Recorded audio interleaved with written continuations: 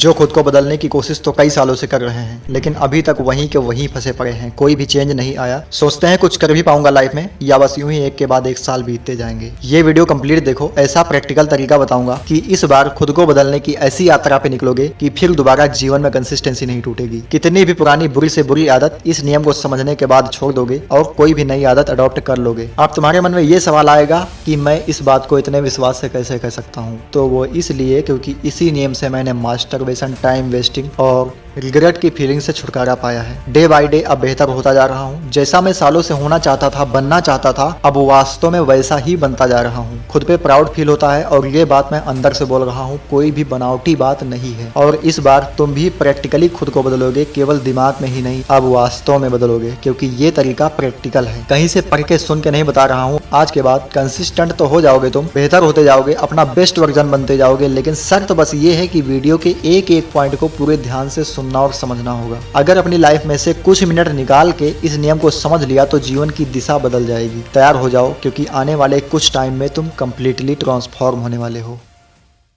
Consistency शब्द का origin बड़ा इंटरेस्टिंग है। इसका प्रयोग आज से 1500 साल पहले लैटिन भाषा में हुआ था। कंसिस्टेयर इज इक्वल्स टू कॉन, साथ में प्लस स्टेयर, स्थिर रहना। कंसिस्टेंसी का मतलब है कि आप जो भी छोटे से छोटा एक्शन या बदलाव लाना चाहते हो उसके साथ स्थिर बने रहना। कंसिस्टेंसी कठिन है। अभ्यास के कई महीनों बाद छोटे छोटे अंतर मल्टीप्लाई होते हैं और एकदम से अंतर दिखने लगते हैं। बिल गेट्स कहते हैं कि लोग ओवर एस्टिमेट करते हैं कि वे 1 साल में क्या हासिल कर सकते हैं, और वही लोग अंडर एस्टिमेट करते हैं कि वे 10 साल में क्या हासिल कर सकते हैं। दोस्त, कंसिस्टेंट तो आप हो जाओगे ये नियम समझने के बाद, ये बात तो 100% तय है। लेकिन एक चीज जो अत्यंत आवश्यक है कंसिस्टेंट होने के लिए, और वो ये कि आपका व्हाई, आपका रीजन क्लियर होना चाहिए। इसे एक एग्जांपल से समझते हैं। मान लो कोई आपको बिल्कुल फ्री में एक हीरे का टुकड़ा देता है और कहता है इसे रख लो अपने पास, बिल्कुल फ्री है। लेकिन अगर तुम्हें पता ही नहीं है कि हीरे का उपयोग क्या है, इसकी कीमत क्या है, क्या करोगे तुम इसका, तो तुम सोचोगे मैं इसे भला फालतू में क्यों रखूं अपने पास, और शायद तुम उसे ना रखो और इतना कीमती हीरा हाथ से जाने दो। इसी तरह अगर तुम्हारा व्हाई ही नहीं क्लियर है, रीजन ही नहीं पता है कि तुम्हें आखिर कंसिस्टेंट होना क्यों है, खुद को बदलना क्यों है, तो ये नियम भी हो सकता है कि तुम यूं ही जाने दोगे बिना इसका लाभ उठाए। तो यहाँ मैं कुछ रीजंस के बारे में बात कर लेता हूँ कि तुम्हें कंसिस्टेंट क्यों होना चाहिए, खुद को क्यों इम्प्रूव करना चाहिए। ध्यान से सुनो। नंबर 1, क्या तुम अपने माँ बाप के लिए कुछ करना चाहते हो? 2, इस दुनिया और लोगों के लिए कुछ करना चाहते हो? नंबर 3, खुद का बेस्ट वर्जन बनना चाहते हो इसलिए? नंबर 4, लाइफ काटनी नहीं बल्कि लाइफ को जीना है इसलिए? मुझे ऐसा जीवन नहीं जीना कि मरते वक्त पछतावा हो कि काश उस वक्त मैंने वो कर लिया होता। मुझे खुद को प्रूव करना है कि जो लोग मुझे कुछ नहीं समझते उन्हें दिखाना है कि मैं क्या कर सकता हूँ। नंबर 7, दोस्त, सबसे मजबूत रीजन ये है कि मैं डे बाय डे बीते हुए पल से बेहतर होता जा रहा हूँ। दोस्त, इससे अच्छी फीलिंग दुनिया में शायद ही कोई और हो सकती है। एक बार अगर तुमने बेहतर होने की फीलिंग महसूस कर ली तो तुम खुद को ट्रांसफॉर्म होने से रोक ही नहीं सकते। लेकिन अगर तुमको आलस करके, कमजोर रहकर, टाइम वेस्ट करके खुशी मिल गई है तो वो तुम्हारी चॉइस है, करते रहो आलस। दोस्त, हो सकता है कि तुम्हारी कोई और वजह हो खुद को बदलने की, कुछ पाने की। वजह कोई भी हो, लेकिन वजह होना जरूरी है। अगर वीडियो पे तुमने क्लिक किया है तो ये बात तो साफ है कि वजह तो है तुम्हारे पास, वरना ऐसे तो क्लिक नहीं करते। लेकिन अपनी वजह को थोड़ा और मजबूत बना लो, क्योंकि जितनी मजबूत वजह होगी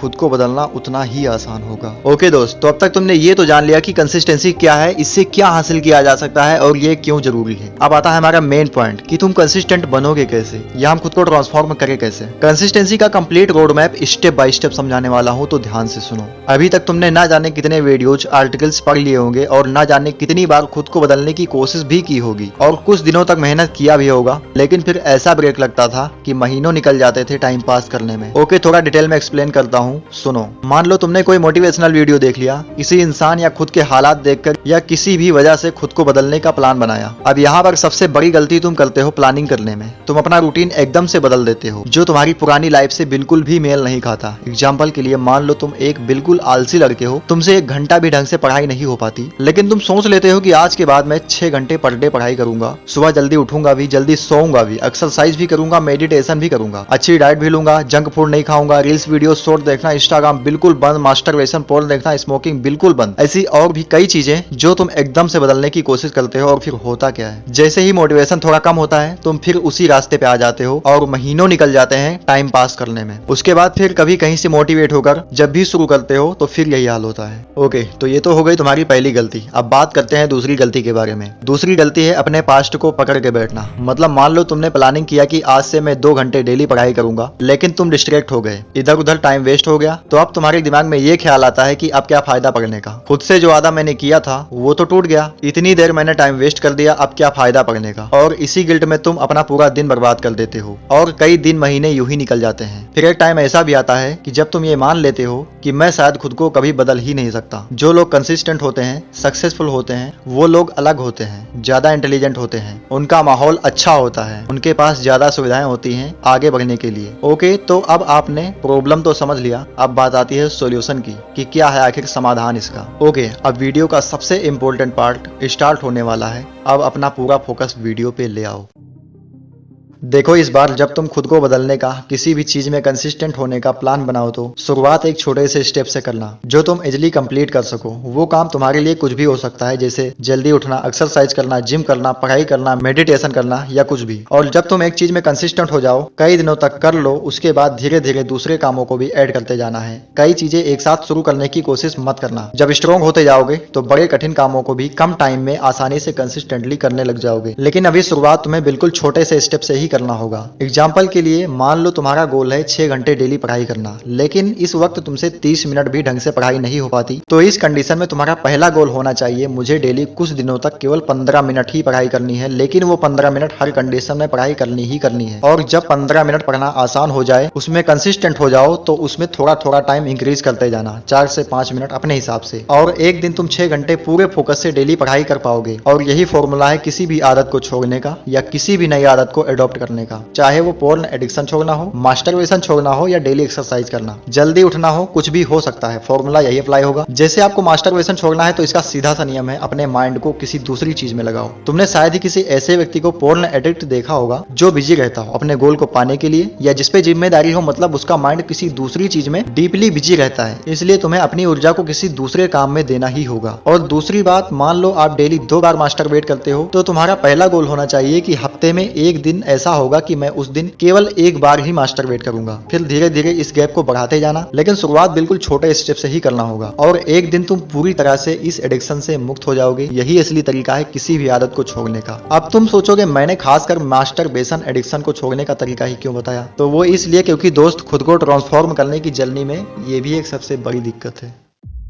ओके, अब मान लिया कि तुमने कोई एक काम चूज कर लिया है जो तुम अब कंसिस्टेंटली करने वाले हो, और तुमने काम करना शुरू भी कर दिया है। तो अगर कभी बीच में डिस्ट्रैक्ट हो जाओ, मन भटक जाए, या चाहकर भी तुम प्लान के हिसाब से काम ना कर पाओ, तुम्हारा खुद पर कंट्रोल ही ना रहे और इधर उधर टाइम वेस्ट हो जाए, तो इस टाइम घबराना बिल्कुल भी नहीं है। तुम्हें जैसे ही होश आए फिर काम पे लग जाओ। मैं कहता हूँ कि अगर तुम्हें सोने से 5 मिनट या 1 मिनट पहले भी होश आ जाए कि तुम्हें काम करना है, तो बिना एक भी सेकंड गंवाए तुरंत काम पे लग जाओ। चाहे 5 मिनट के लिए ही करो, लेकिन काम कर लो। तुम्हारा मेन फोकस ही इसी पर होना चाहिए कि जब भी होश आ जाए काम पे लग जाओ। मायने ये नहीं रखता कि पास्ट में तुमने क्या किया, क्योंकि कंसिस्टेंसी का नियम ही यही है कि तुम जितना काम करोगे तुम्हें उतना ही मोटिवेशन मिलेगा और काम करने का। इसलिए जैसे ही होश आए तुरंत काम पे लग जाओ। धीरे धीरे तुम्हारे काम करने की टाइमिंग और फोकस अपने आप बढ़ता जाएगा। तुम एक बार नहीं 1000 बार गिरोगे, बार बार तुम्हारी कंसिस्टेंसी टूटेगी, लेकिन तुम्हें कोशिश करते रहना है वो करने का जो तुम्हें उस वक्त करना चाहिए। जैसे ही होश आए सोचो कि अभी इस वक्त मैं क्या कर सकता हूँ और शुरू हो जाओ। कोई बंधन नहीं है इसमें कि तुमने जो सोचा वो नहीं कर पाए तो सब छोड़ दो और चिंता करो बैठकर, बिल्कुल नहीं। जैसे ही जब भी होश आ जाए, चाहे 1 सेकंड के लिए भी, बस लग जाओ काम पे, क्योंकि हर एक प्रयास में तुम पहले से ज्यादा मजबूत होते जाते हो। बड़ा ही सरल नियम है, जब भी होश आए काम कर लो। मान लो कि तुम एकदम बोर हो गए कि यार इतना टाइम हो गया, मजा ही नहीं आ रहा, छोड़ो ये सब। ओके,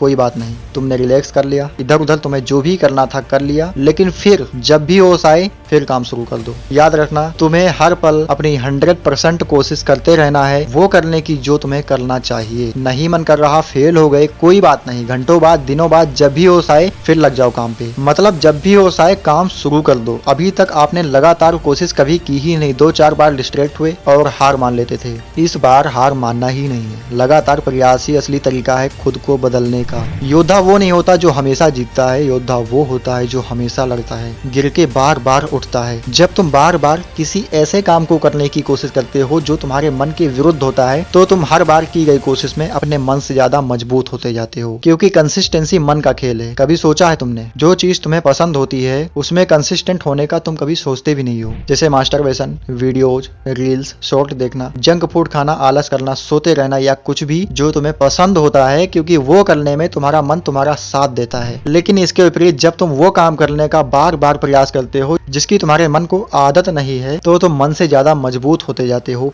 फिर तुम अपनी बॉडी के मालिक बन जाते हो और तब तुम वही करते हो जो तुम्हारे लिए ठीक होता है, चाहे कोई भी काम हो, एंजॉय करना हो या कोई इंपॉर्टेंट काम, कुछ भी हो। मतलब तुम्हें पता होता है कि किस टाइम क्या चीज कितने टाइम के लिए करनी है और तुम उसी हिसाब से काम करते हो। आपने कभी न कभी ये वाक्य जरूर सुना होगा, करत करत अभ्यास ते जड़मती हो सुजान, रसरी आवत जाते सिल पर परत निशान। मतलब लगातार प्रयास करने से कोई मूढ़ इंसान भी बुद्धिमान हो सकता है, जैसे रस्सी के बार बार रगड़ने की वजह से पत्थर पर भी निशान बन जाता है, जो कुएं के पानी निकालने के काम आती है। तो पूरे वीडियो का सार बस यही है कि तुम्हें सब भूलकर केवल कोशिश करना है, ना पास्ट की सोचना है ना फ्यूचर की। जैसे ही होश आ जाए काम शुरू कर दो, जो उस प्रेजेंट मोमेंट में किया जा सकता है। याद रखना, तुम्हारी मजबूती ही काम आएगी जीवन में।